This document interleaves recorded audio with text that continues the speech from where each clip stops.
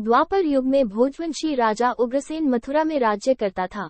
उसके आत्ताई पुत्र कंस ने उसे गद्दी से उतार दिया और स्वयं मथुरा का राजा बन बैठा। कंस की एक बहन देवकी थी, जिसका विवाह वसुदेव नामक यदुवंशी सरदार से हुआ था। एक समय कंस अपनी बहन देवकी को उसकी ससुराल पहुंचाने जा रहा था। रास्ते में आकाशवाणी हुई, ही कंस, जिस देवकी को तू बड़े प्रेम से ले जा रहा है, उसी में तेरा काल बसता है। इसी के गर्भ से उत्पन्न 8वां बालक तेरा वध करेगा। ये सुनकर कंस वसुदेव को मारने के लिए उद्यत हुआ। तब देवकी ने उससे विनयपूर्वक कहा, मेरे गर्भ से जो संतान होगी, उसे मैं तुम्हारे सामने ला दूंगी।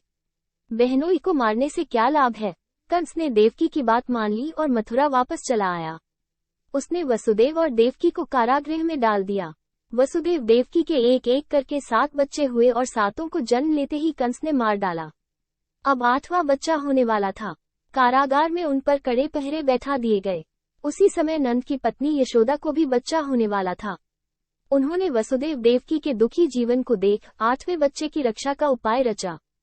जिस समय वसुदेव देवकी को पुत्र पैदा हुआ, उसी समय संयोग से यशोदा के गर्भ से एक कन्या का जन्म हुआ, जो और कुछ नहीं सिर्फ माया थी।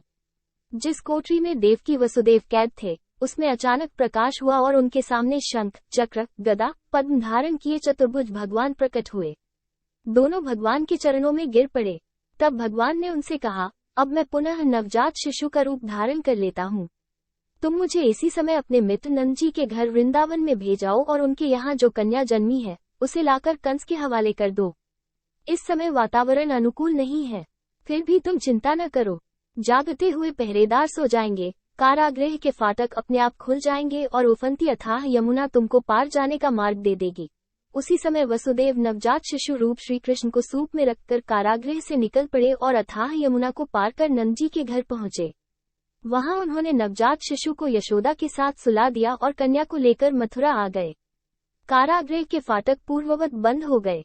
अब कंस को सूचना मिली कि वसुदेव देवकी को बच्चा पैदा हुआ है। उसने बंदीगृह में जाकर देवकी के हाथ से नवजात कन्या को छीनकर पृथ्वी पर पटक देना चाहा, परंतु वो कन्या आकाश में उड़ गई और वहां से कहा, अरे मूर्ख, मुझे मारने से क्या होगा? तुझे मारने वाला तो वृंदावन में जा पहुंचा है। वो जल्द ही तुझे तेरे पापों का दंड देगा। ये है कृष्ण जन्म की कथा।